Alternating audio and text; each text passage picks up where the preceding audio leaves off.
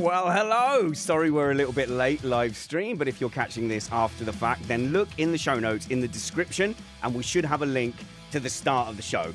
And depending how many rums I have, I'll link to the different sections. So today it's going to be pretty much team by team as we go through like how the hell did Mercedes do that? Like, where did that come from? It's almost rude. It's almost rude for Mercedes to pop up out of nowhere and just win. And then we'll go, obviously, the McLaren drama. You know, Red Bull took a real good punt at trying to win that race. And, and the Ferraris, well, you know, they Ferrari'd. So this is the live stream. This is where we settle in. We say hello to our Patreon Discord. I bring in people like this. And it's just checking you can hear me. So there's a lot of, can you hear me? I'm okay. Is that level good? Can you hear Matt? Can you hear Matt? Is that right? Can you hear him? Does he sound American? Yes. Can you hear me? Oh, you sound American? Oh, no, wrong one. You two are in the wrong place. Oh, my goodness. Right, everything's in the wrong place. I thought I looked completely different, but I have changed. It's all messed up. Look, if I move you around here, look. I don't know what's going on. Hang on, I'll get it. There we go. That's how it's meant to be. We're losing the top of Matt's head, which is his best feature, really. Come on. Yeah. There we go. And Christina's here. Hello. Hello, hello. It's no one's fault. There's no blame anywhere. Now you're really quiet. Now I can barely hear you. Oh, great. Yeah, sorry. Just no, it's fine. Don't worry. That's fine. If you give me a purple burglar alarm, I'll get a good level on you. Go on. Purple burglar alarm. And this is what I do, you see. And Matt, if you do that, I'm expecting you to be louder. Go for it. Purple burglar alarm. Yeah, you're a little bit louder. So what I'm going to get you to do, Matt, is you turn down and I'm going to turn up the whole Zoom call. And then that's how we'll all be the same level. So, hello. Hello. Hello to the live chat. We've got Mike, Bruce, Maria. Maria, our big super George Russell fan. I don't think she's going to be very happy with me because, you know, I'm going to paint the picture of how that victory was all a massive, massive fluke. Russell does nothing, flukes win, right? David's here as well. Did I mention Bruce already? Mark's them. Uncle Steve. We've got Chris in the chat. Hello, Ahmed. And let's see, let's scroll up. EJ's there too. Everyone, the whole gang's here. The whole gang's here. If you want to be in the live chat, we just have the Patreon stream, the Patreon Discord for the live chat, because the YouTube chat can be mean. Sorry, YouTube. I will take the YouTube comments, but afterwards.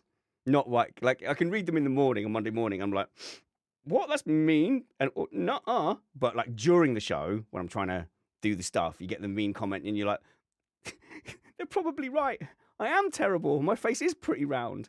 So yeah, that's why we don't have the live YouTube chat. It's just, you know, at least with the patrons, you know, you're invested emotionally and a little bit financially. So they tend not to just call me a turnip mid-show and have a go at me. So interesting race for me. Early for you guys. Early race for you guys. Super early. Very. I was up at, 5 a.m. for the race start? Oh, no. Right. Yeah. And you were awake and alert for the race? For the most part, you know, I definitely had some moments where I was going, I don't know what words I'm actually trying to think or say, and I forgot who was on track, when, where, and why, and but I was there. I definitely saw things not happening. Yeah. No. That's very much the Singapore Grand Prix. And Matt, so I guess that was like 8 a.m. for you, a bit more human. Yeah, it was not tragically early compared to other races, but considering the fact that I was at a party last night till late, it was. Oh, hello. I felt it a little bit. Who's showing off that they get to go to parties? I got to go to a whole party. I get invited to like one party a year. And so I made the effort and showed up. Last Saturday, I got invited to a party and I had to drive. So I had to drive the family. It's like an hour away and drive back. So I got to experience the Cristina experience of like just watching middle-aged people fumbling around drunk and then driving them home. It's a very fun time, I gotta say. The kids don't often see parents drunk. Obviously, I wasn't, but Mother Dearest may have had a few red wines. And on the way home, Matt, like, you know, my wife, she's very conservative. She's very like chill. But yeah, on the way home, she was like, can we get McDonald's? And we were suggesting that wasn't the best choice and that there was stuff at home. So we were doing the whole, no, we have like chips and whatever at home. And she was like, no, McDonald's, like fully demanding it. It was so funny for the kids to see that. You said it like that, and I could immediatay picture the whole scene in my head. It was so funny, and just it was very, very messy Essex birthday party. So we had all that going on. But yeah, and I was digging into my like the non-alcoholic beers are really good now. They taste like a proper, like you're having a beer. Beer like. Yeah. Yeah. Yeah. Oh, the reason I said where did you guys watch the race? What time was it for you? Was because for me it was at a very healthy, stress-free 1 p.m. So you'd think that would be fine, right? But I was like, I'm trying to start my Sundays with cardio now. So I go out, I play a bunch of tennis, or I'll go for a run, go for a walk, or whatever. I know Matt does the same. Matt goes and runs between the shows, and I'm sure Cristina, you're doing calisthenics between race sessions and stuff. Pilates, but yes. Is it? You actually Pilates? Yeah. Ah, oh, okay, fair enough. So we were all doing our pre-show exercise, but to be honest, it hit me like a ton of bricks. It was in the wind. I was fully tired. I came home and I was like, well, it's about lunchtime, so I'll make myself some egg fried rice, some old rice, bit of oil, get my eggs in there, a bit of spring onion, a little bit of ham, and I was like dug into this big bowl of egg fried rice. Fully just knocked me out. So exercise, egg fried rice. Fell asleep, but as I was falling asleep, I was like, it's okay, I can set an alarm. I'll set an alarm for 10 minutes before the race, which I just ignored, fully ignored it. And then I woke up in horror on lap 11. Ooh. It was the nightmare. I hate missing the start of the race. I hate missing it so much. Yeah, but at least it was only lap 11 and not like 20 minutes ago. Yeah, no, that would have been worse. Yeah, lap 11. But for me, like the start of the race is like one of the highlights of my week. Like a Grand Prix start is like everything. The lights going out, the tension, who's going to pull away first, and like we get to do it all with the Patreon Discord and stuff. And I missed that. I had to jump in, and I said, oh, I've missed 20 minutes, and nearly everyone replied, don't worry, just fast forward. You're good. You're good. Go and find the first corner, and then go and fast forward. Lap 1, then hit live, and you're. But it's not the same. I love to see it unfold, even if it's unfolding into nothing. I like to see it unfold into nothing. It's fine. But I tell you how old I am. Cristina, you'll laugh at this. It's like I missed it, and then I was like, no. And my son came down, and he's like, what's wrong? What's wrong? He's like, oh, I've missed the first 11 laps. Oh, like I'm gonna have to find replays or whatever. He went, Dad, rewind it. Oh yeah, of course I can just. Yeah, it's not 1989. Like I'm fine. I can just rewind it. Yeah. It's right there. You have the option of start from the beginning. Yeah, I couldn't believe start it. from live. Yeah. So I don't know. I just had to rewind 20 minutes, and it was fine. But yeah. All right, let's get into our race review then.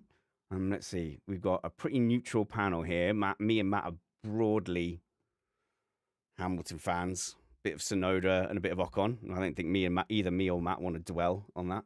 It was not his best weekend, but it was not his fault either. So. I don't know. Cristina seems to be fairly on the fence with drivers that you're a fan of. You've never declared. Where's your flag?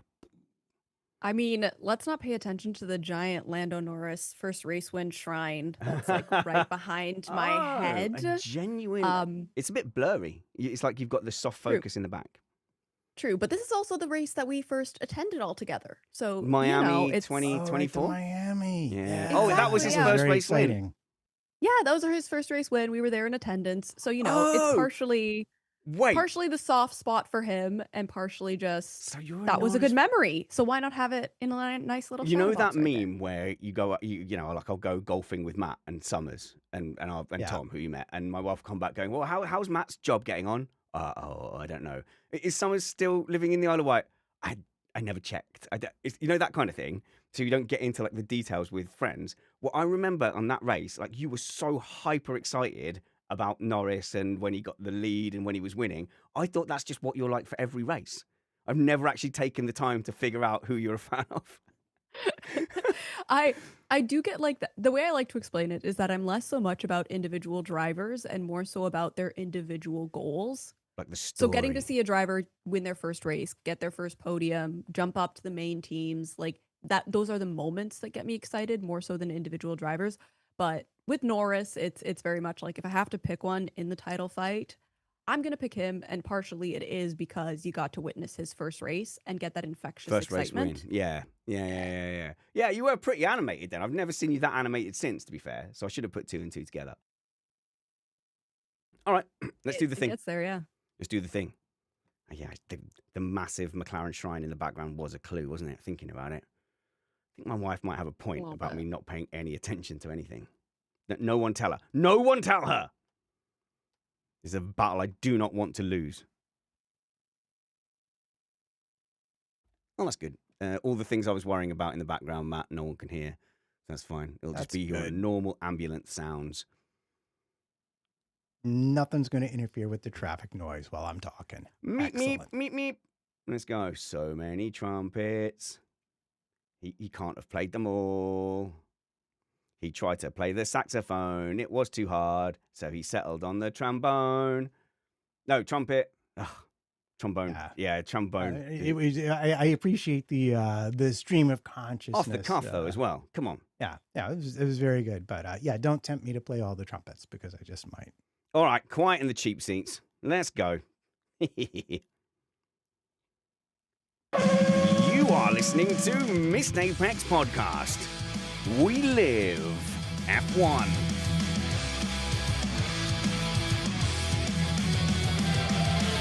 Welcome to our Singapore Grand Prix race review, brought to you by Low Expectations. You can't be disappointed if you hope for nothing. And Bad Parenting. You have another driver as well. It was a Singapore Grand Prix, and it was a race that literally existed and happened. So coming up this week, we'll talk about Russell, who stuck his oar into the 2025 championship. Magnificent George. Let's call him Mr. Weekend. Verstappen stubbornly willed his car to stay ahead of the McLarens and kept himself in the title fight, kind of. And we'll talk about the latest episode of Papaya Rules that was released this week.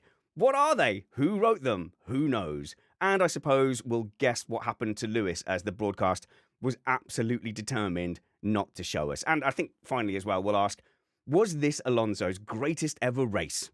Again. We are an independent podcast produced in the podcasting shed with the kind support of our patrons and partners. We aim to bring you a race review before your Monday morning commute. We might be wrong, but we're first.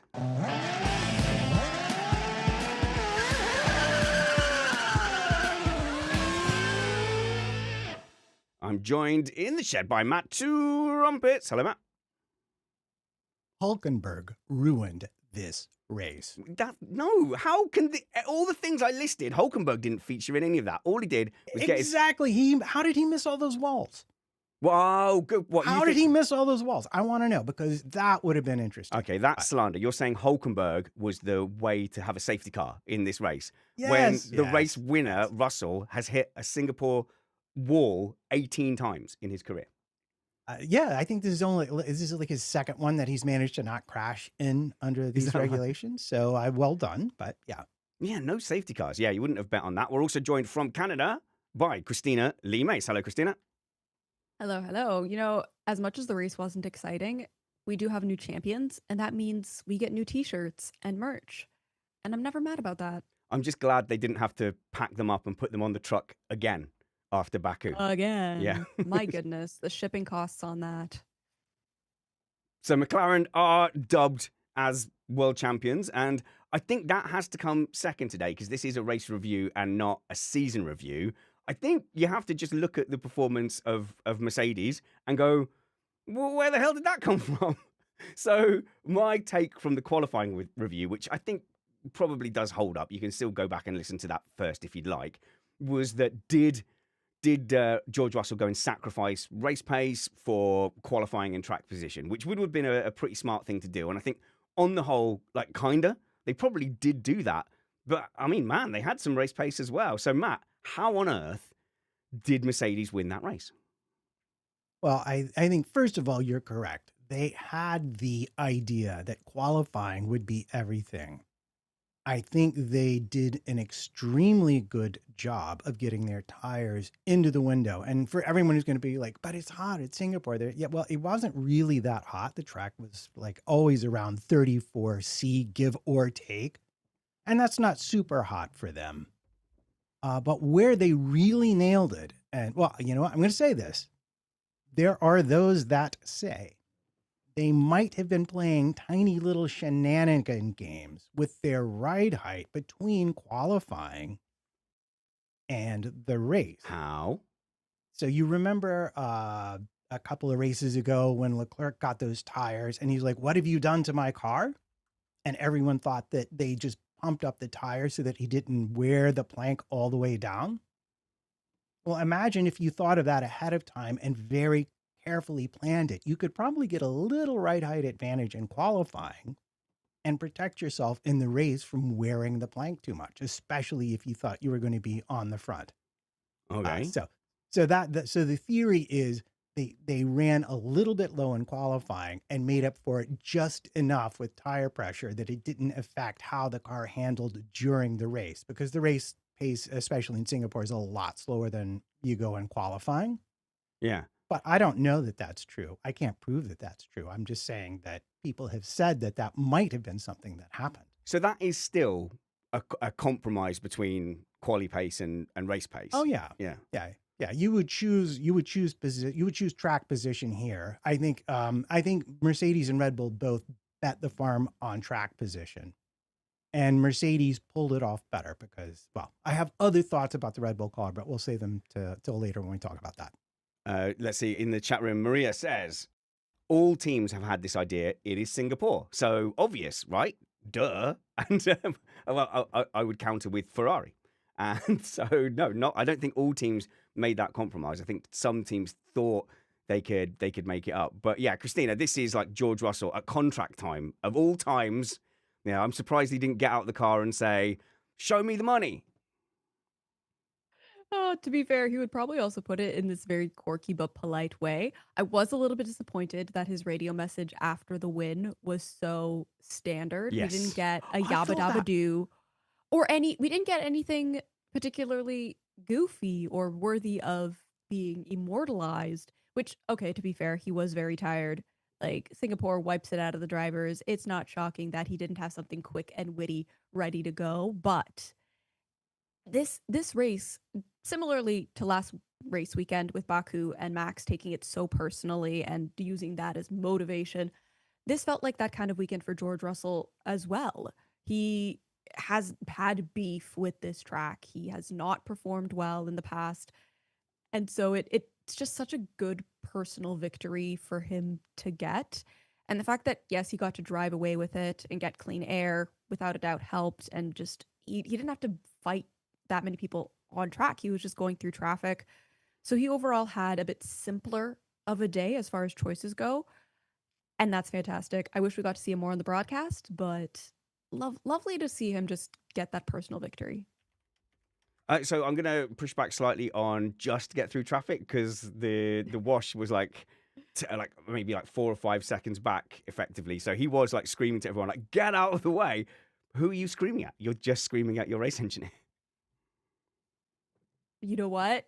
At least someone's listening. When I do it in my car by myself, then you look crazy. But at least he has someone on the other end, you know? Yeah, and there was maybe a little bit more to it in that he would have prepared and had a plan for all eventuality. So he would have had a plan for if Norris had got past Verstappen, then you have to manage that gap all the way down. So I'm very confident that if Norris had got past Verstappen, you'd have seen the gap come down, but as slow as possible so that he was saving tyres, so that he'd have the rears. I think it was rear limited, Matt, wasn't it? So all about saving the rears so you could get a good launch down to, say, turn 7 with your fully charged battery, and that's how you defend. Yeah, it is very much energy management, and the rears do tend to be a little more at risk here. But it's I like the fact that the 2 of the 3 people who got podiums, it was just like one of the most dead podium interviews we've ever seen. Norris seemed pretty bubbly and happy about how his race went for some reason. I don't know.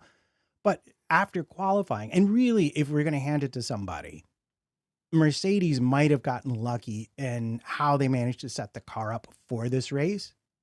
But you gotta tip the chapeau to Russell for that qualifying run, because that was really, it wasn't Lewis Hamilton, but it was, in context, it was very impressive compared to everyone around him. And he improved on his second run, which I don't think anybody else did. No. Are you going to make me defend Russell even more? God damn it. Okay. Oh, no, sorry. I didn't mean to do. If you look at the gap to Antonelli, who didn't look out of sorts this weekend particularly, the gap to Antonelli was significant. And plus, it wasn't a fluke. He nailed both those qualifying laps as well. And I think he had a plan. Like, I will bet the Russell thing of, let's make sure we get as high track position as we can.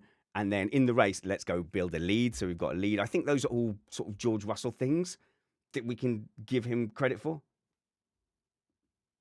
Yeah, I mean, it just fundamentally he showed up and he executed at a time that's going to be very beneficial to him in terms of dollar signs when Mercedes have to finally get his name on a piece of paper because Max isn't leaving Red Bull.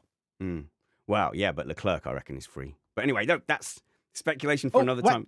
Because Leclerc's comments are so funny. Like, you don't, if you want a future in Ferrari, just go, this car's kids, close your ears. But you don't say this car's a shitbox. You don't say that, and that's basically what Leclerc said in the press conference, wasn't he? He said this car is undrivable. So maybe Mercedes do have an option, or something available to them in the form of Charles Leclerc. But yeah, for this Mercedes performance, I think they had a plan and they executed it. I think they might have been surprised that the challenge never came.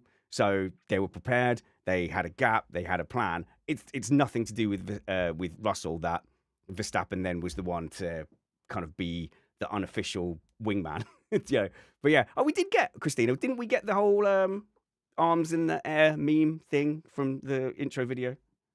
We did. George Russell, he finds the one thing and he kind of just sticks with it, a man of habit. And yes, the T-pose, it came out again. And this time around, it looked so cool because he had the special teal reflective version of the helmet. So it was popping in the pictures, same with all the teal accents and silver on the car.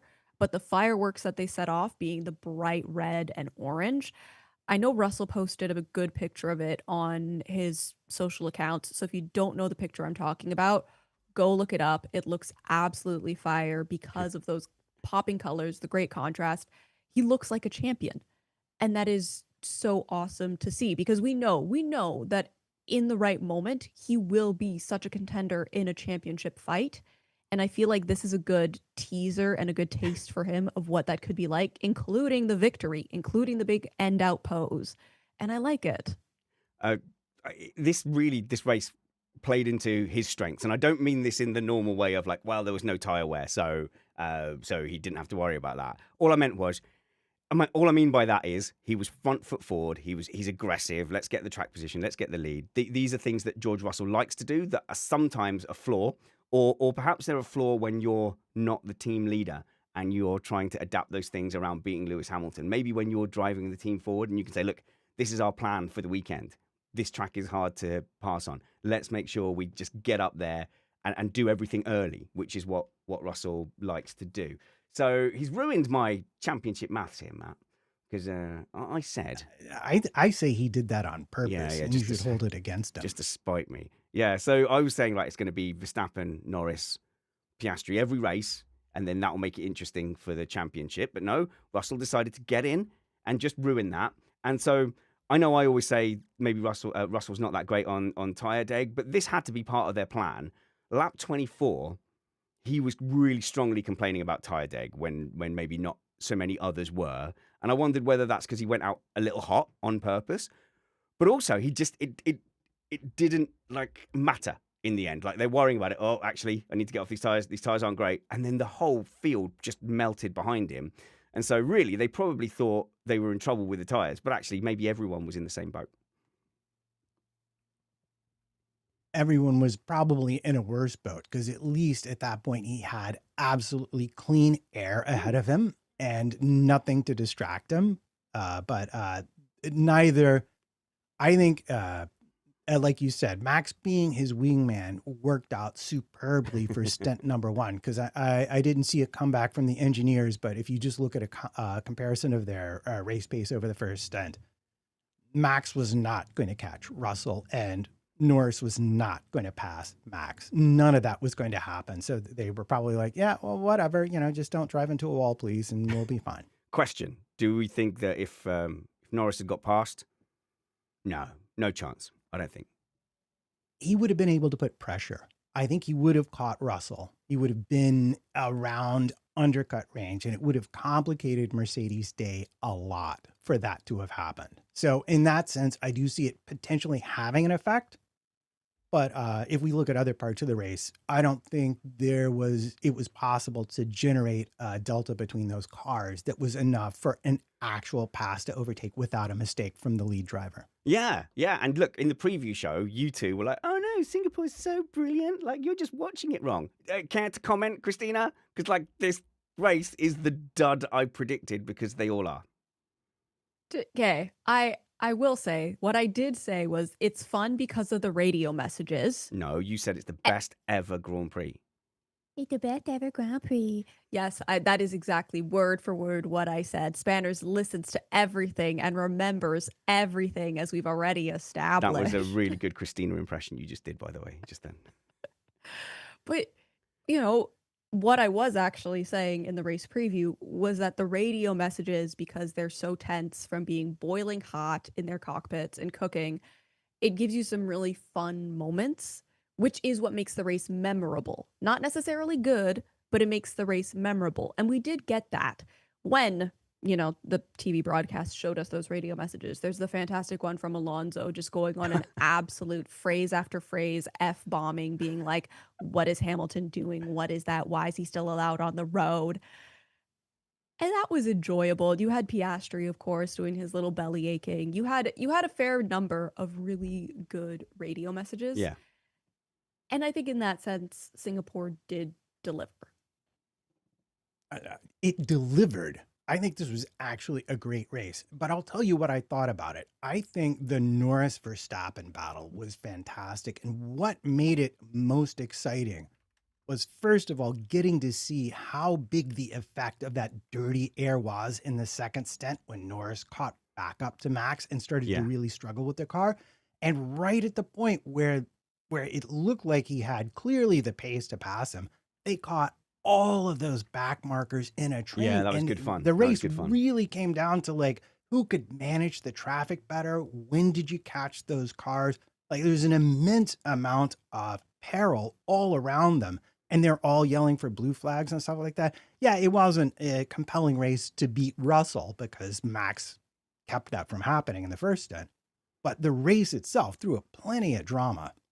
Yeah, and actually, Lando got close. The only time we got close and alongside, that was after all that carnage of the first group that they went through and wondering whether Hadjar was going to try and block. So they said, Hadjar, do you understand? Yeah, you do. You thought that. I was like, oh, yeah. Oh, that's a coded message. You know, let Max through and try and get in Lando's way. What is it? Order 66? What's the Star Wars one?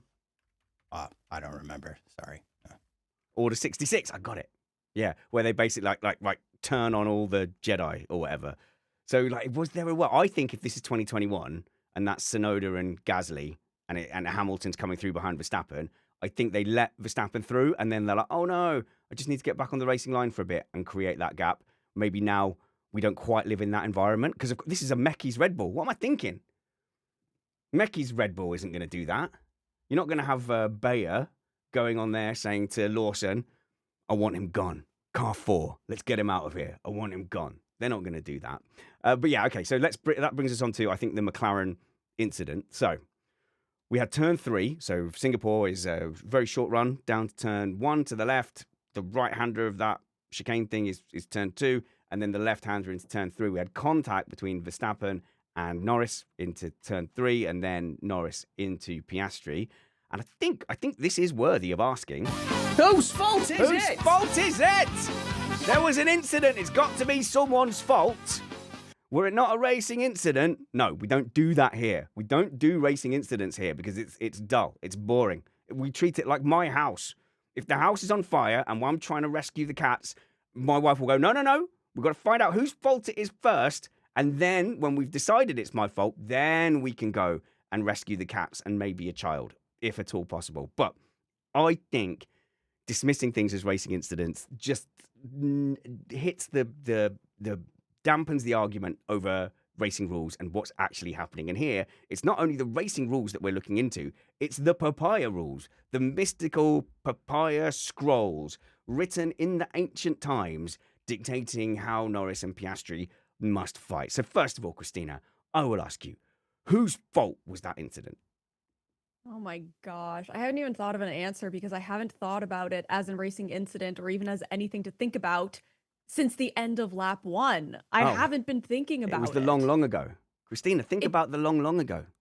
I'm thinking about the long ago and how it was just something so typical to happen on lap 1 that it wasn't even worthy of my noting in my brain. I'm sitting here and going, why is this being made a big deal out of? They're bumping lightly into the sides of each other Okay, that's not. on lap 1. Yeah, that's Like actually not. That's not an irrelevant point. That's not stupid. That's actually fairly valid. It was quite nothingy on the scale of things. If that had been Bortoletto into Lawson for 14th place on lap 1, it would literally not come up.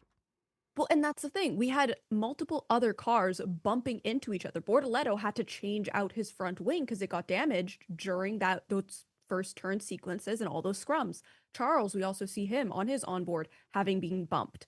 And none of them were belly aching. None of them were going on the radio and saying anything about it. They were just going, yes, being around a whole bunch of cars, going through a sequence of turns. Of course, I'm going to get jostled just a little bit. And yes, Piastri's onboard makes it look more dramatic and probably felt dramatic, but there's an easy way to rectify that. And that's just to go on the radio and be like, dude, it's turn 1. Everyone was getting jostled around slightly like this. Can I just Sorry? Can I call a party foul? Because I think, Matt, what she's doing in not so many words is calling this a racing incident, and we don't do that here. Yeah. I mean, She is doing honestly, that, if isn't you she? want to not blame Lando, you have multiple targets of opportunity. So let me start with the most obvious one, and that would be Max. Man is a 4-time world champion on soft tires, exiting a turn at like speeds my grandmother could do better than. What is that about? Right. He's trying to throw some kind of a block check, back people up out of that corner. And guess what happens when you do that, folks? Sometimes you get a little wee tap from behind. And that really was what set the whole contact between Piastri and Norris into motion. If Max had just bothered to drive like an actual race car driver, none of this would have happened. I'm not comparing Max's driving to my driving, but I did go through a spell in sim racing where I was getting involved in a lot of turn 1 incidents, and I was thinking, but I'm being careful. I'm trying to stay out of it. I'm trying to anticipate what's ahead. And then from watching it back, I suddenly realized, like, oh, it's me. Because I'm checking back a little bit to try and be careful, I'm the one causing the incidents. And so then in future races, I'm like, right, make sure you keep the pace up through the corners, make sure that you're predictable. And so Verstappen's position on track wasn't necessarily predictable. And as he went through turn 1 and 2, it's not like Russell was in front of him. So he wasn't checking up to avoid Russell. It's almost like he went, yeah, I'm fairly happy with this position. I'll just check. I'm done. Basically, at turn 1, he was like, yeah, I'm done. I'm done with the sequence. I'll carry on. And then there was a little bit of carnage behind him. Yep, 100%. So that was my original answer. But then I saw a highlight. I saw, they did several replays, and certainly the one from onboard Piastri's car really makes it look like Russell just like turns directly into him and smashes him out of the way. Norris turns into Piastri. Yes, correct. Sorry. Whatever I said, ignore that. What I just said, that's what I meant. But then I look at that turn, and if you go back and you look at the full turn, look at how much room Piastri leaves for Norris. If you're going to close that door, close it before he gets there. And if you're going to squeeze him, well, then you have to accept that there's the possibility contact is going to happen. That's what I would say realistically. And that's why I would not blame Lando for this. His teammate left him absolutely no room. There was no margin left for anything to go wrong that early. Someone on your inside, you're an experienced driver now, Oscar. You should just maybe consider that a little bit. Yeah, but I think he looked at the video and maybe thought better of his earlier stance. Oh, from the onboard, absolutely. You can. As soon as I saw the onboard, I went, "Oh, that's why he's pissed. That's why he's annoyed." I can see that. Absolutely, yeah. If all you had was his onboard, it's 100% on Lando there. Yeah, but you're right in saying that it's beneficial to squeeze. So if you squeeze, you take a tighter line, it gives you a better chance down to that corner. But you're absolutely then going, well, nothing can go wrong on the inside. So I don't think Norris. This wasn't like on the exit of the corner, and Norris is trying to push him into the wall. In which case, okay, by these rules, you've got to leave racing room. So as long as there's room for Piastri on the outside, then he's fine. I don't even think Norris was doing that. I don't think at that point he was actually particularly concerned with what Piastri was doing. Yeah, Piastri was a little tight. And here's the other thing. On the turn 2, Piastri had sort of come out a little bit wide as well. So that reduces Norris's chances of getting a tighter turn around turn 3. And it's very similar, sorry to trigger anyone, to Silverstone 2021. But if you squeeze someone tight onto a corner, then you've got to accept that there's less chance that they're also going to be tight on the exit. So you can't be tight on entry, tight on exit. You're asking them to bail out. But the interesting thing is, if you'd have paused it at turn 2 on an overhead and said, what happens next? I 100%, Cristina, would have said, well, Norris is going to bail out of this. But he didn't, and surely that's to his credit a little. It absolutely is. People have been saying, okay, well, if Norris wants to be a championship contender, he needs to act like it. He has to go and just be like, no, I want this, and I'm going to do it. And so making that decisive action, decisive overtake right at the beginning, fantastic. Going on the radio and being like, yeah, he can. No, wait, no, never mind. He cannot pit first. I'm going to pit first. You know, it's just. Can you believe it? Can you believe they gave him that choice? That presenting it as a choice was. That was certainly. I think they might rethink that in the future of just, you know what, maybe just make the calls on the pit wall and not give them those options, because now they can get petty with each other. Now they're going to get fighty with each other. And it definitely feels like they want to as well, which is the exciting part. Oh, well, there's some needle building up now. But it was, is it Naked Gun or Aeroplane scene, the big face palm, where everyone's just slapping their forehead at the same time. When they went, we're going to pit now. Are you happy to let Oscar pit first? And everyone's going, no. Why would you do that? Monza just happened a couple of races ago. Why would you give that option? But that's because they've still got this team mentality, Matt, where they've got a team, right, what's best for the team? No. It's a title fight. Stop. Yeah, and to his credit, it didn't take him very long before giving his immediate response to engage his brain and override that and say, no, in fact, I'm the lead car. If he's in so little danger, you're giving me the option, then I should pit first. Because I do remember what happened. I pitted second, and I got a really long pit stop. And you know what was interesting to me about this? Oscar pitted second, and he got a really long pit stop. And don't you want to know why that is? Because this is two in a row now? Oh, it's a bunch in a row. It's a bunch in a row. So yeah, they've had a problem. Something about that. Yeah. Yeah. It's like, do you remember what happened the last time you asked him to give up the pit stop? Monza Farm remembers. You just go, no, it's unreal. And so for Norris still to have that instinct of like, yeah, well, if that's better, whoa, wait, no. Thank goodness he got that in time. But can you imagine what would have happened? Because have they had a conversation beforehand where they've said, by the way, if this situation happens again, just know that we will swap them back? Because that would have happened, wouldn't it? Norris would have ended up behind Piastri on track. Yeah, he would have, because the gap between them was about 3 seconds at that point. But you know what I love is even with that long pit stop, Piastri came out ahead of Leclerc. And understand the only reason they were pitting at this point was because Leclerc had pitted earlier and was making inroads into their pit window. Despite that, when they pitted Oscar, he had a 5.2 second stop, I think is what the TV said. And he comes out, he's still 3 seconds ahead of Leclerc. So think about, I'm McLaren, and I'm leaving myself a 6 second margin to get both of these pit stops done to make sure the Ferrari that's coming on doesn't wind up in front of either of my drivers. I mean, they're admitting something there without telling us. Oh, why are they boxing shadows with Leclerc? Like, someone needs to tell them Leclerc isn't real. He can't hurt you. They don't have the pace to hurt you. You're literally McLaren. Don't worry about Leclerc. You're fine. Chris in our Patreon Discord says something along the lines of, wasn't it just the last race? It has actually been a bunch.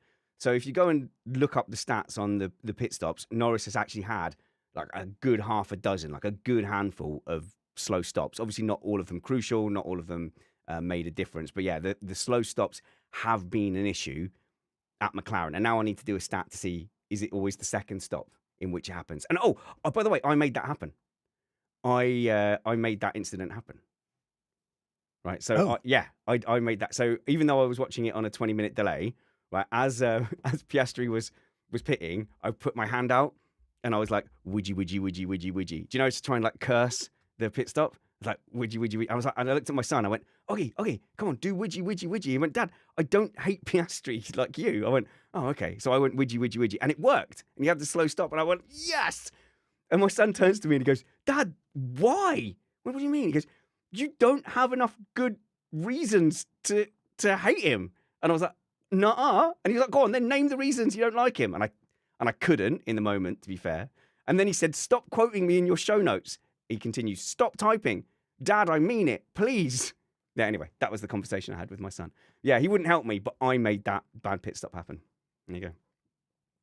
Yeah, I'm glad you did, because it gives us something to pay attention to in the upcoming races as well, because it stopped, what is it, like happenstance, coincidence, definitely on purpose, whatever that James Bond thing is. I like as well.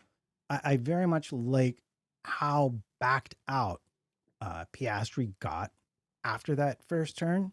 But, we didn't talk about the actual rules of racing at all. And I love that we had an incident where they don't apply at all. But I will say, for people who really care about that, I'm pretty sure Lando was entitled to be in that spot without much argument. The rules probably say don't hit each other, but do the rules say you have to both agree to go all the way out to the corner and occupy the 2 car widths to the exit? Do they agree not only does the inside car get to stay on track, but you also must let him hit the apex and not have to go over the curb? Like, how deep can these papaya rules go? Surely it's down to, well, we'll let the stewards decide. That would be a reasonable one now. Yeah, I think so. I mean, to me, the thing about the papaya rules and the fairness is really got more to do with the team. If the team makes a mistake, the team will fix the mistake. But if you're racing on track, I mean, obviously, if the stewards say Lando's at fault, he gets a penalty, and that gets assessed at the pit stop, and the problem solves itself.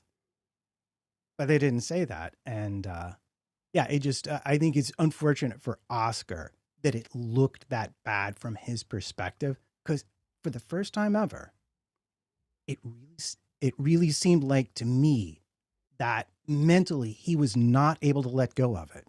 I don't know if you felt that way too, Cristina. Oh, absolutely did. It was one of those moments that it did make me cackle, like full chest laugh, because you're going, this is the guy who everyone praises for being so stoic and so sort of flatlined with his emotions. And the thing that he's losing his mind over, essentially, and making a big deal out of, is an incident that no one is going to make note of. No one would have made note of it at all if he hadn't made a big stink. It was an average bump as you go through those first couple of turns. That's a good point. Which I think if he looks back on it, he'll kind of get deflated and go like, okay, yes, that was something that in the moment it felt big, but it's actually not. It does seem like he's mature enough and has that introspection to go and realize. Yeah. Okay, and it's like, it sucked for me. Fine. It sucked for me, but in the moment, he kind of made it sound like Norris had murdered him. He made it sound like it was intentional and personal. Like he's like, I know why Norris is like, it had such attitude behind it.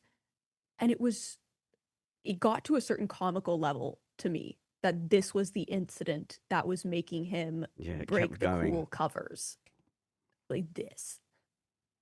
Yeah, and even later in the race, they're like, hey, Oscar, we're going to have a safety car. Do you know what tire you want to go on right now? We think it's the medium tire. And he's like, oh, I don't know. You guys tell me. Whatever, Mom. I was like, whoa, Whatever, yeah, Mom. exactly. I was like, come on, man, just get your head back in the game. Although, to be fair, we both love Lewis, and we have occasionally accused him of being the same way, right? Not occasionally, like nearly constantly. Yeah.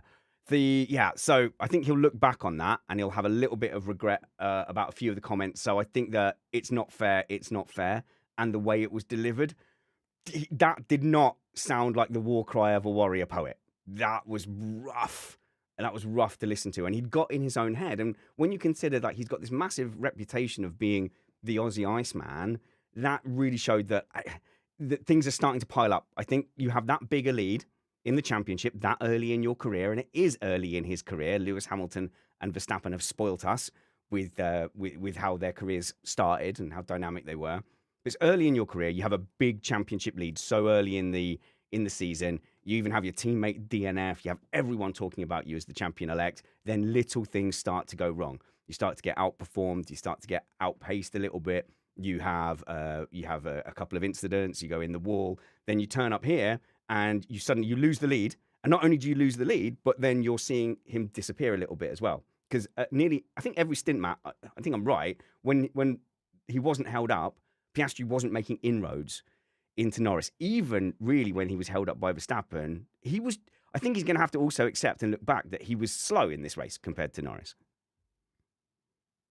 Yeah, I think broadly speaking, his ability to wind up behind Norris was really more down to the lack of pace that Max had. But if you ask me to, because vibe check is really the only way to do it. If you ask me to vibe check it, I'd say Norris easily had a 10th or 2 on him. Race pace, if they were both in clean air, making laps of the track. He did a really good job in qualifying to get ahead. But you're right. I think it is the culmination of a lot of small things that are making him feel a little unsettled, because he came on strong and now he's starting to feel like maybe he's losing his grip a little bit. And then that on top of it, well, it seems like, you just let my teammate bash me out of the way and you're not going to fix that. That seems totally unfair. But that's because it wasn't really what happened. Well, because there's a couple of things. So the unfair thing will be because he'll feel it's unfair in Monza that he was having to give up the place. And apparently he was like really, really unhappy about that. Then obviously the Baku weekend, that's on him too. But it adds to the sort of sequence of terrible, horrible things. Then you have this perceived unfairness too. So that can kind of get in your head. And so it's piling up now. I think he's psychologically, in a sporting sense, potentially in a little bit of trouble.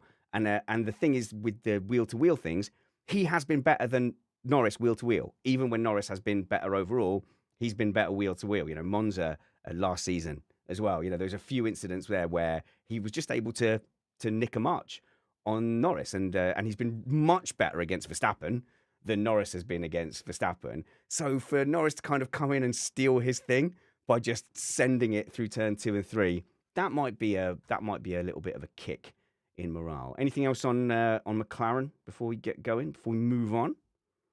Go on, Matt. I would just say I thought it was really lucky for Norris that Piastri did not wind up on the podium.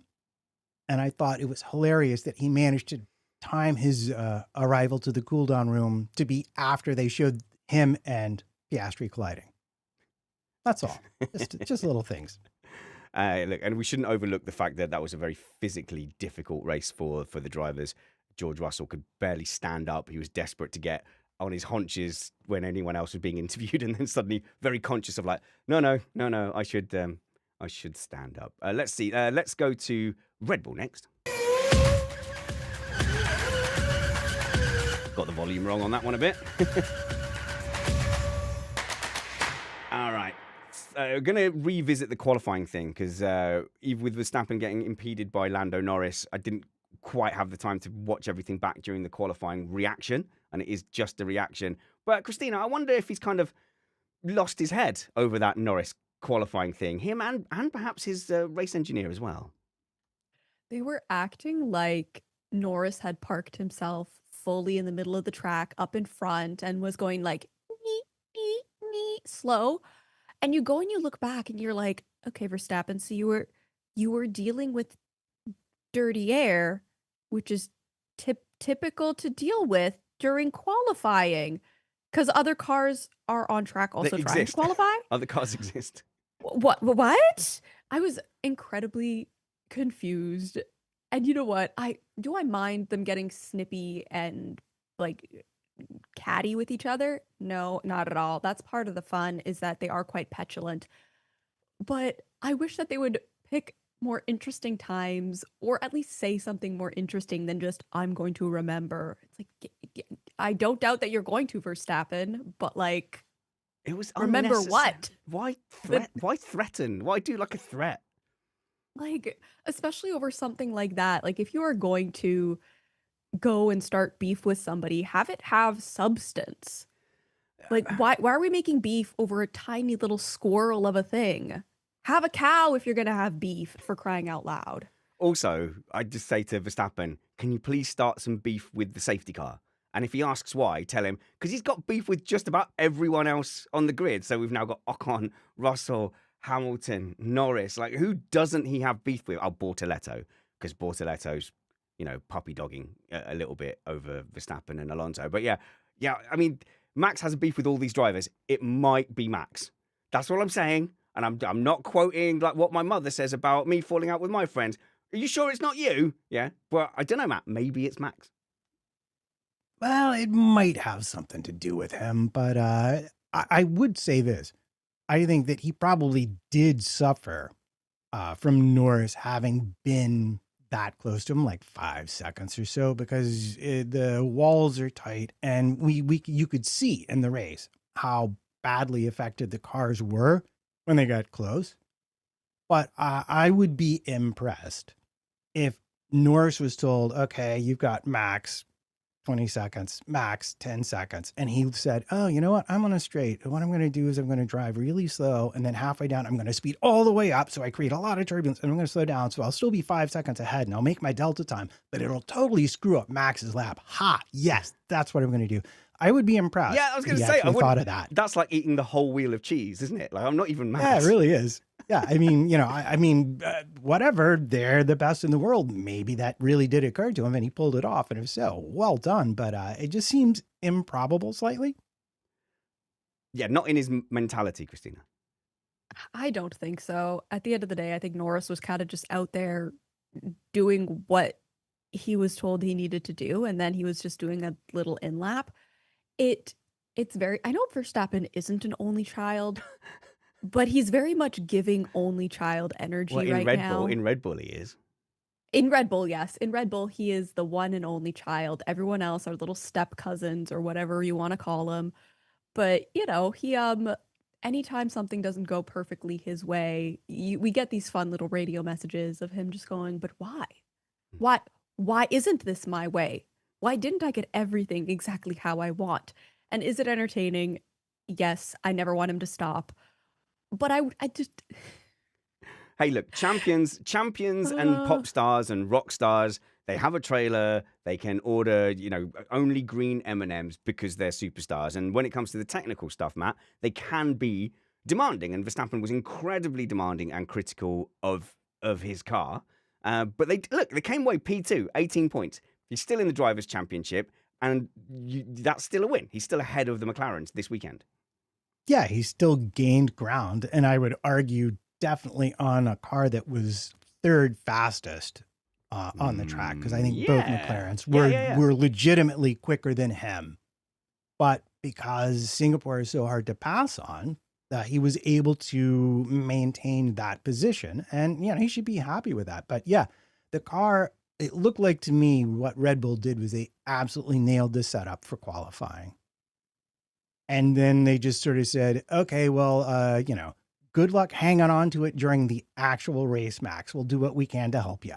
And that was very much what I got from this race. So I know everyone's talking about the big steps forward they made, and they made big steps forward. Yeah. I don't think they have a better car than McLaren, and I don't think they fully fixed the car that they have either. And this race pointed that out very clearly. Okay, wait. They did have updates.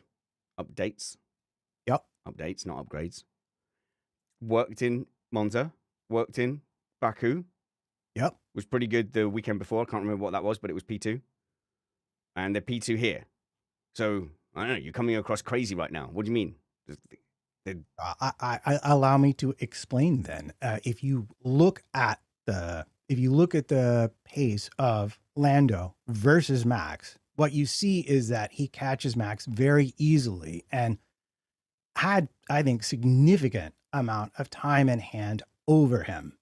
This is not Max managing anything, because if he was managing, he would have been chasing Russell. He couldn't chase Russell. All he could do was drive just fast enough to keep Lando from passing him, while complaining constantly about how the car had no balance whatsoever.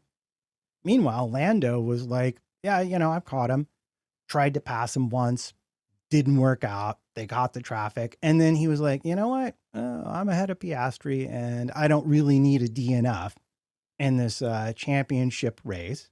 So I'm just gonna collect my extra couple of points here and be happy with my life. The McLaren was a far superior car in the race. It was easier to drive. It drove a lot faster. He was always able to catch up to Max. And if you look at, I use multiple race trace, it's just a flat line. He catches Max and he just sits right there. He had plenty of pace in hand, did Norris, but you just needed more. You needed like 2 or 3 seconds a lap to really be able to pass people on this track. And that's always been a Singapore thing. Obviously, he could genuinely just have been very unhappy with his car. But also, there is a tendency with the race drivers, all of them, when things aren't going well, they have to really make it public. They know they're talking to the public, really make it public why these issues are happening. So, naming no names, Sainz, Alonso, Hamilton, Verstappen. So it could also be like Scotty from the original Star Trek as well. It's like, oh, Captain, I can't push you any harder or the whole thing will blow. I've got no brake balance, Captain. So, you know, then he gets this reputation as a miracle worker. He's getting this tractor up. And that's fine. You are allowed to do that. You are allowed to put those things out. I definitely do that when my wife comes home and there's, you know, everything's everywhere. And I'm like, oh, well, you won't believe what I had to deal with. There was cat sick. There was all this kind of thing. Like, I know it looks like a mess, but this is me in the clutch. You should see what it was like. So, yeah, I think there was definitely a little bit of those kind of publicly facing aware comments as well from Verstappen. Like that car, if you believe everything on face value, was falling apart and he was reaching out and attaching duct tape everywhere. So must we move to Ferrari? Must we really?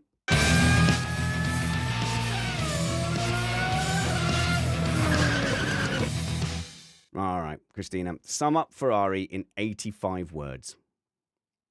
You want me to eat up 85 words talking about how they just did very little and very nothing? It's just the car doesn't work, Cristina. Why doesn't the car work? I was joking to somebody that maybe they should ask in Italian why the car isn't working instead of English, and maybe that would go better, but who knows? It's the week in, week out frustration of watching Ferrari because, you know, they talk the big game about they still act like they're one of the big teams, and in a lot of ways they still are, but they don't bring a car that screams that they're the big team. They talk a big talk, but they don't walk the walk, and Yeah. it's very frustrating, especially to be hearing towards the end of the regulations how they still haven't they're still not confident in what the heck is going on with the car. Even Yeah. with Red Bull, at least they have made headway.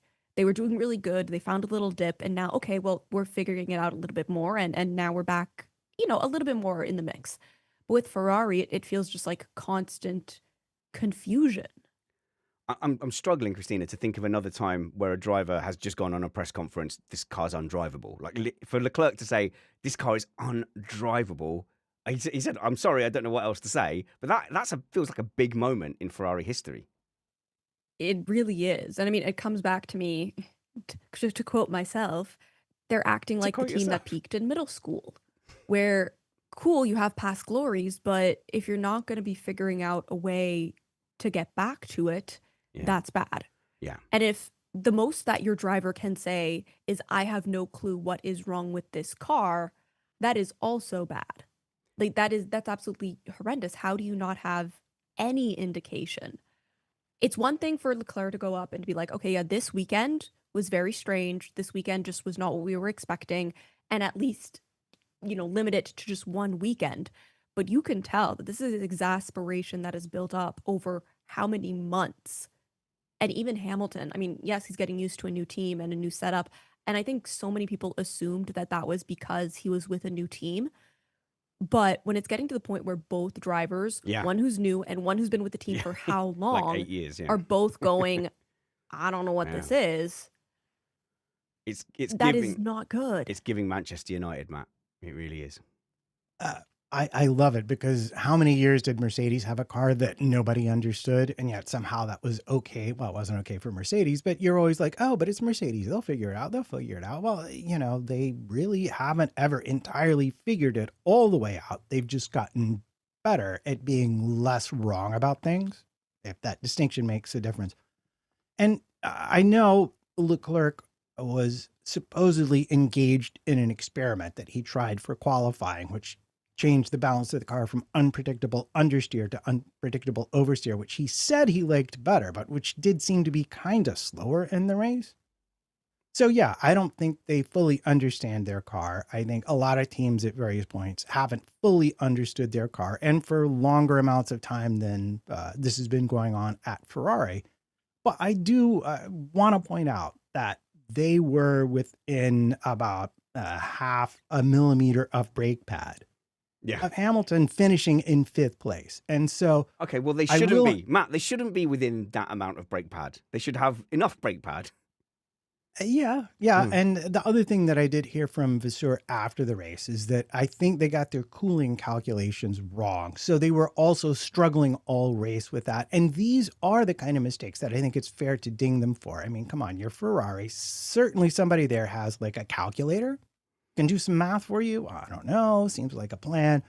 But, these are also the things that do go wrong at Formula One teams. And you get that cooling a little bit wrong, and you get into a cycle that you cannot escape from. It's inevitable that you're just going to suffer more and more and more because you can't slow down enough. And when you do slow down, you lose the cooling that you thought you were going to be getting. And I think that's what happened to Hamilton's brakes, honestly. Pete says, give them a break. They're still checking. And that kind of leads me on to the pit wall and the strategy wall. And because me and Matt lack any interpersonal skills, a lot of people are talking about Dami. And I am hesitant to talk about non-F1 drivers because it's not necessarily the same social contract with the engineers. But Cristina, that relationship to the pit wall just doesn't seem like it's working. It seems very strange, especially when you contrast it to how other drivers are with their race engineers. As much as Verstappen and GP kind of go at it and have that back and forth banter, i.e. Max just sort of lashing out, you can tell that they both trust each other a lot. And GP understands, yeah, it's frustration, whatever, lets it roll down his back. But there's a healthy dynamic there, and you get it. And you see that up and down the grid with a lot of drivers. Whereas with the Ferrari drivers and their race engineers, it always just feels tense and not situationally tense. It always just feels like both of them are looking at each other and going, what is this? What are we? So, like, what are we? Yeah. What are we? It's Are you talking over the radio to other people? Like, what's going on? Or are you like having meetings with other people? It just doesn't seem like the pit wall is present. Like with Bono, like it felt like he was living every corner with Hamilton. Yes. And I do think, especially with Hamilton going over, and again, you anticipate the adaptation time that it's going to take, but at what point do you go, okay, these two just aren't a good fit for each other, let's try somebody else in Hamilton's ear? I think my bigger frustration with Ferrari overall is that it feels like, from the outside at least, you're seeing all of these things that don't look quite right, from the race engineers and how they are over the radio with their drivers to the car itself. And you go, okay, well, are you just not going to tell me what you're trying to fix the problem? Yeah. Because with Williams, especially seeing how Williams and James Vowles has been handling things over the last couple of years, he has explicitly said, we're working on fixing our infrastructure, and that'll trickle down and affect how the car is performing and the team overall. And with Ferrari, they're barely identifying or even giving you a point of reference or guidance to say, this is how we're approaching the problem and trying to find a solution. And I think not hearing that is also what's making the problem seem worse, because it's making them seem so aimless in finding solutions for these things. So, management structure. Apparently they've been doing something called horizontal or vertical, or whichever way around it is, where I think the idea is that all departments are kind of equal and they negotiate with each other for what requirements they want for each other. And I've experienced that kind of thing working with Italians. Very, very frustrating. But I think, I assume Mercedes will work, because they're kind of in the same region and industry that I was working with in that part of the country as well. It's requirements led. So you'll have a manager overall who doesn't know how to do any of the things, but says, I require this performance in this area, or I require, and then that might go down to a sub manager who will go, okay, well, in that case, from this team, I need this much downforce in this area, or I need this much give and this much play to make my plan work. So you have an overall plan, and then you're asking for requirements all the way down, and that's a requirements-led kind of engineering. And I suspect the Italian one is departments kind of fighting against each other. But they did say that now Vasseur is going to have this kind of overall overarching command of all the departments. And I would have thought that would have been obvious in a sports team. But anyway, that seems to be the way forward. So let's see if that yields stuff. Is it fruitful going forward? One thing I liked was the splash and dash on the soft tires, Matt. That was good. Yeah, and this is an area where I think you could say Ferrari have improved. They saw this opportunity in race because you had Lawson going forever, Lawson and Sainz and Stroll going forever on the tires. Lewis essentially had a free pit stop. And they said, hey, Lewis, would you like to have some fun? Would you and like Lewis to said, play? By fun, what do you mean exactly? And they said, how about we give you some soft tires and say, just drive as fast as you can till you run out of brakes. And he said, okay, that's a good plan. And it was actually genius. Like I said, I think that was pretty much a nailed on P5. I think the only thing they might have looked at is, because I looked at the lap times a little bit, he was quicker at that point than both Leclerc and Antonelli.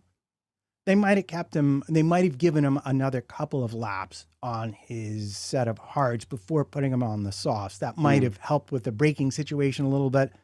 But yeah, I mean, he was carving like 3 seconds a lap off of everybody. And everyone who went to that soft tire had similar performance. And suddenly you were able to pass people on old tires with the new softs. And so it was actually a really good call to go after Antonelli that way. And it's just, I mean, I'd say it's bad luck. I don't know what went into, I don't know exactly what the cause of the brake problems were. But assuming it was something they couldn't have anticipated, then that's just bad luck for them. It was a genius call, and it was really fun to watch it play out on the timing screen, at least.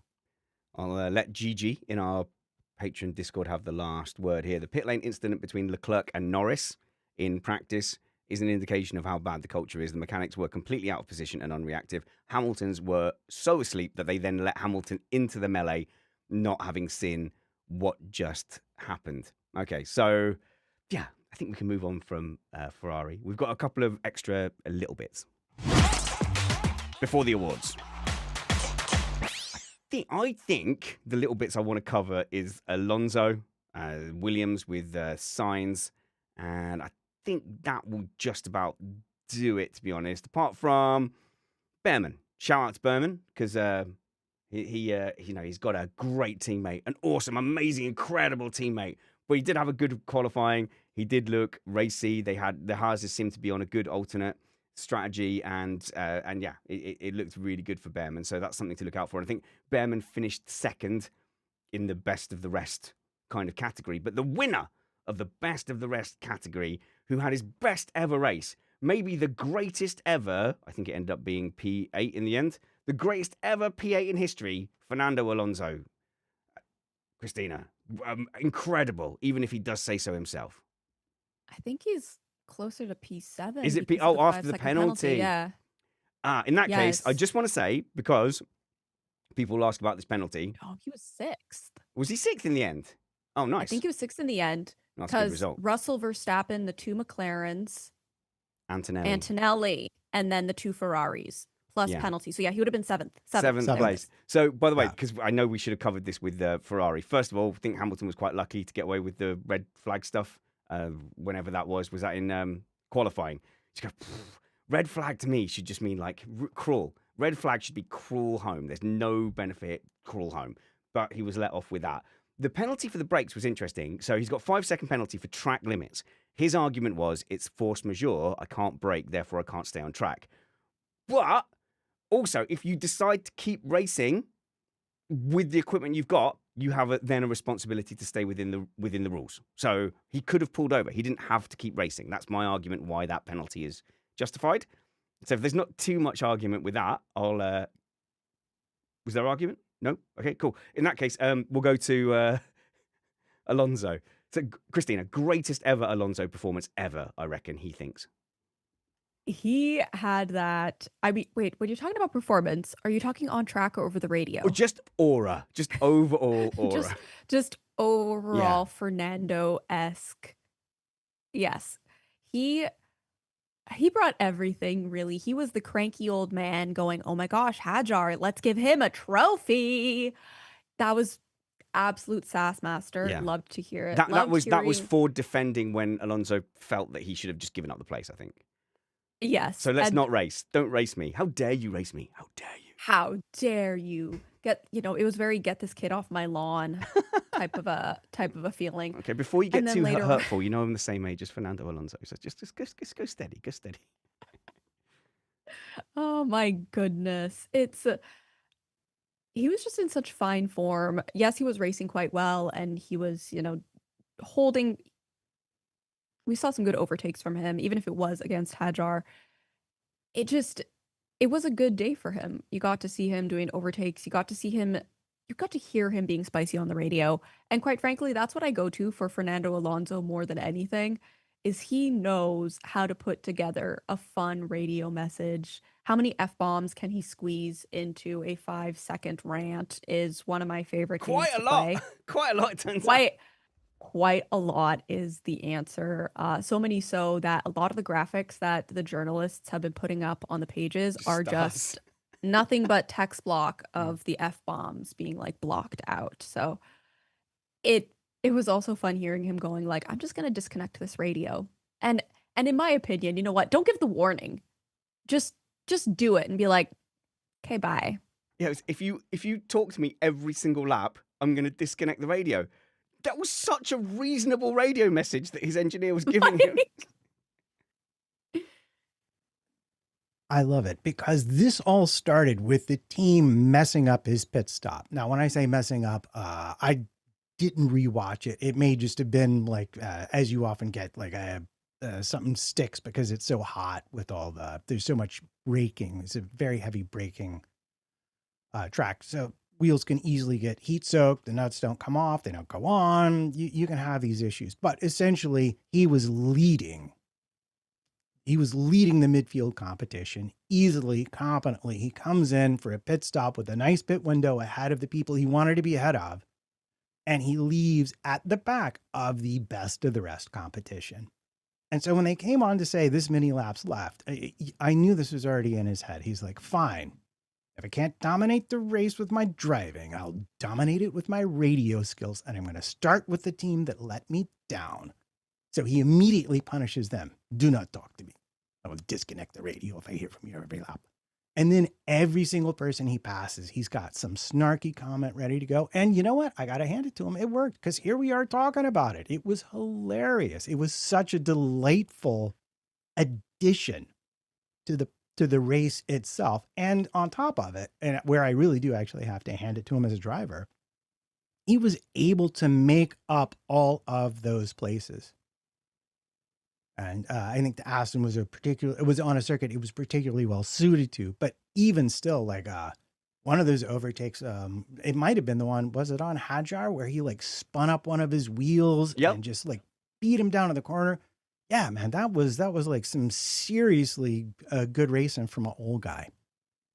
Him and Hajar going wheel to wheel was absolutely brilliant. And it feels like we didn't get to see enough of it. It felt like when it came on to my screen, it was us playing catch up, which I was disappointed by. I would have much preferred for it to feel like here's the beginning, middle, and end of that sequence, even if it's in just a replay of going back and showing, yes, this is all of it. This was the buildup. Because he sounded especially, feisty because when it was tossed up on our screens, it was just, oh, here's Hajar defending a position. You didn't really get that build up, and we know that it was there. So would have loved to see more of that battle. I'm probably going to go back and rewatch it a little bit more because it's always good to see them go wheel to wheel.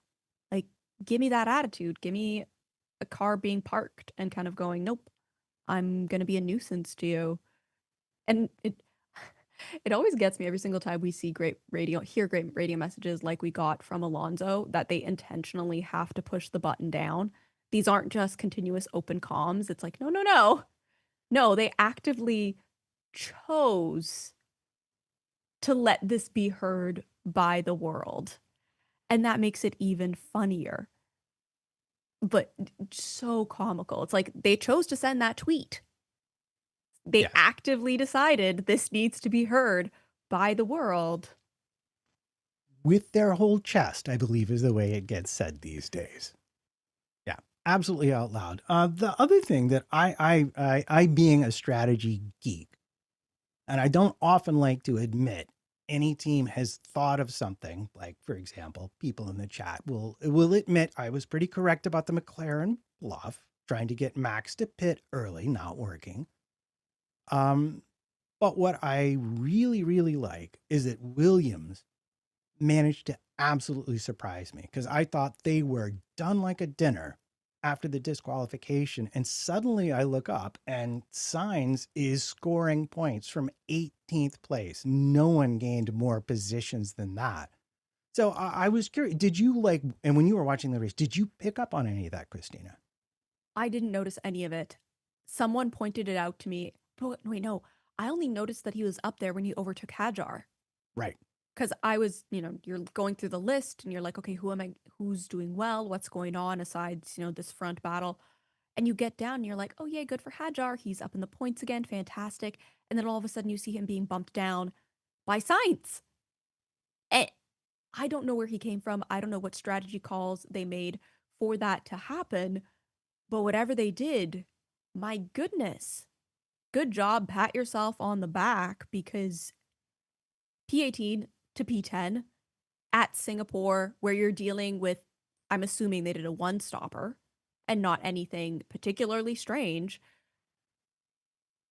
Yep. What What they witchcraft? did, what the witchcraft was, and this is where I went hopelessly wrong. I watched people running along. I'm like, nah, that's never going to work. That's never going to work. That's never going to work. And sure enough, Lawson finally pits lap 49, and puts on the soft tire. I'm like, okay, soft tire, interesting. But I mean, look at all the people you got to pass. And then he winds up coming out 19th. So this was like a bad beat for Lawson. He should have come out 15th. He comes out 19th.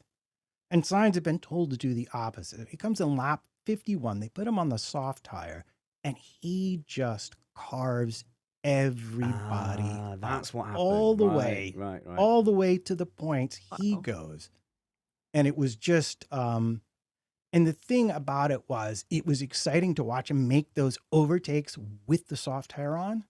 But the real genius is, if you go back and look at his lap times, his 49, 50 laps on the medium tire, it's just a flat line. They were all so close to each other from the first lap till the time he pitted. It was an unbelievable tire management display by him that set him up to be able to score those points. So for me, low key, I mean, it's kind of Lando, but low key, man, that was absolutely the drive of the day from Sainz. And scoring points, given where they started, nobody saw that coming.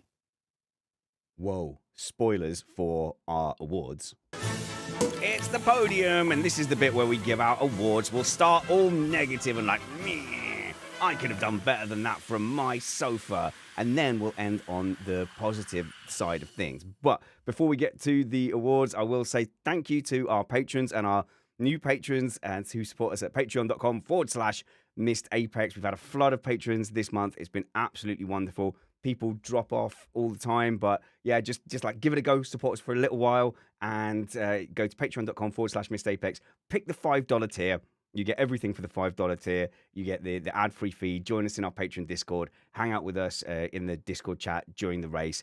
It's a great community, and you are allowing us to be up in that echelon in the iTunes charts. Look in the iTunes Sports episode charts on a Monday, and we are by far the biggest non-factory supported podcast. You know, we're the biggest privateer podcast because of you guys, because you guys are essentially our backers and our supporters. Patreon.com/Missed Apex. Go and follow Cristina Lee Mace. Where can people find you, Tina? People can find me at all the standard social media platforms. I'm talking TikTok, Twitter, Threads. I'm technically still on X. Did I say TikTok already? Yeah, you did. Instagram, TikTok, Threads and Twitter. I'm still technically on there, even though it's not often. And YouTube and Twitch. And it's all at Cristina Lee Mace. Primarily TikTok, I would say. That's your big one, Yes. isn't it? I did see you did a TikTok story. I didn't even know you could do TikTok stories. I just discovered that today when I saw that you were trapped under your cat, and I can sympathize. He's a very fluffy boy to get stuck under, yes. So go and follow Cristina on TikTok. Matt Trumpets, you're on social media. You're on Blue Sky. Oh my God, Matt, I made the mistake. I was following no people on Blue Sky. I now follow like 6 people, and you're one of them. I regret massively, but you might care what Matt thinks on Blue Sky, so go and follow him there. Yeah, please do. How? Or any of the other social medias at MattPT55. Or what else can we do? Find me there. What else can we do to follow you? We can click in the show show notes that you do. Show notes. So they're good, and there's very few typos. That I do. And say, hey there, Spanner. Since you're the best one, maybe people want to follow you too. They should follow me. So on TikTok, it's at MrApexF1. And on Instagram, Spanners Ready, and at MrApexF1, and on Blue Sky and X, Spanners Ready. Follow me. It's amazing, interesting, and fabulous. You should definitely do that. But most importantly, tell your friends that you listen to Missed Apex and it's fine, and that you recommend it. MISSED Apex. You have to spell it for them. Missed Apex F1. Now, let's do our Bad Thing Award. Oh no, you missed the Apex. Matt Trumpet. No, do you know what? Matt's got that glazed look in his eyes where he just hasn't thought about the award. So, Cristina, who missed the Apex for you? Who missed the Apex for me was, but of course, the safety car. Where was it? Where was it? What was it? What was it doing? Did it make plans on this fine Sunday to be elsewhere? Yeah. Otherwise preoccupied? Oh, you're too good for the Singapore Grand Prix safety car, are you? It was just too hot. It did not want to get sweaty, clearly. Didn't have an ice vest. It did not. It did not have its ice vest ready and chilled to go. And we did not get to see her. And I'm ever disappointed. Oh, man. Makes you miss Latifi and Sargent, doesn't it? Yeah. And the Russian fella. Oh, gosh. Mazepin. Yeah, Mazepin. Man. Bring shit Mazepin. back. Yeah, there you go. Yeah. Matt, who missed the Apex for you? This is actually a bit of a challenge for me because there are many contenders. But of course, there can be only one. There can be only one. And I'm going to make it very personal. So apologies. Maybe plug up the kids' ears. But Esteban Ocon's crotch belt. Oh, I thought you were going to say Esteban Ocon. I was like, no way. Surely Matt isn't giving the Missed Apex. What is wrong with his crotch belt? Apparently, when they sent him out for his first qualifying run, they were not properly adjusted, as it were, and he was unable to use like the brake pedal, which I hear can be important, according to Lewis.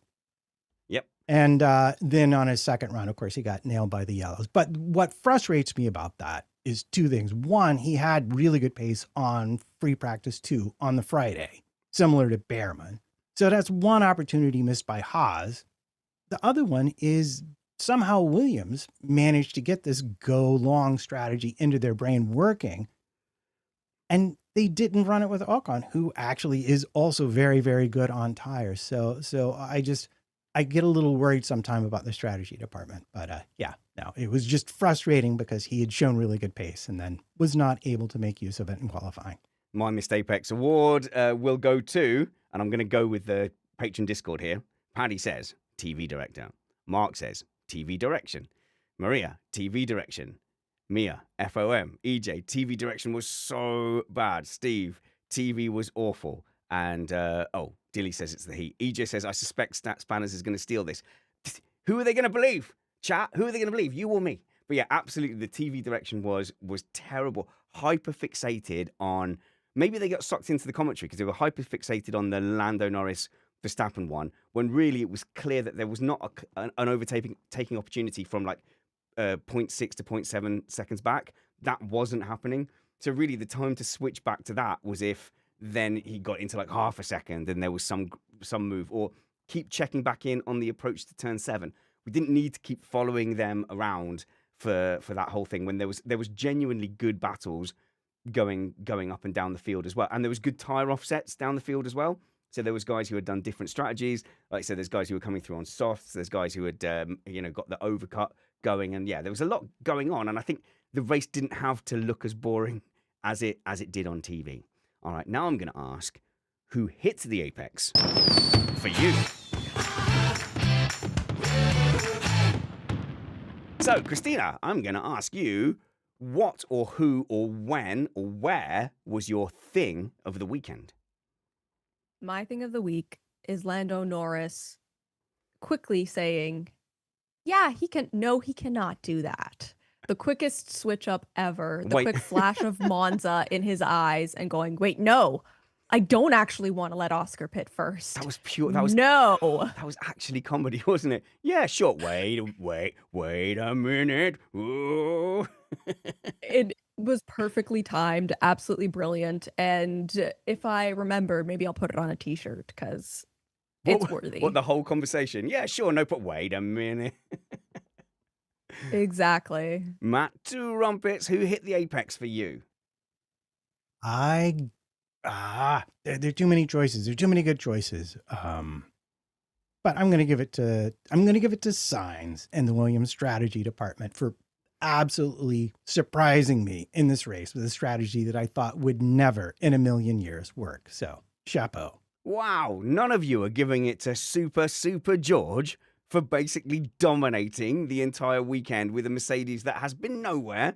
Unbelievable. So that just leaves it to me to say, George Russell smashed it. He nailed it. He absolutely brought speed, intelligence, and tactics to the Singapore Grand Prix and dominated that weekend. Congratulations to Mercedes and to George Russell. We will see you midweek, no doubt, for some awesome content. And we have 6 races left and 3 sprint weekends. The title is wide open. Maybe Max Verstappen didn't quite make the inroads that he wanted to, but he gained points. It's not 69 points anymore. It's less than that. I guess it's 63.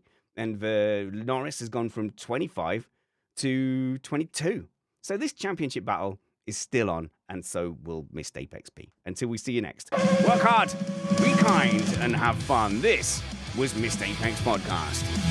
If you enjoyed the podcast, follow the panel. I'll get mad if you don't. Cristina Lee Mace, Matt, two Trumpets, and I hear that Spanner's Ready guys are awfully entertaining on all platforms.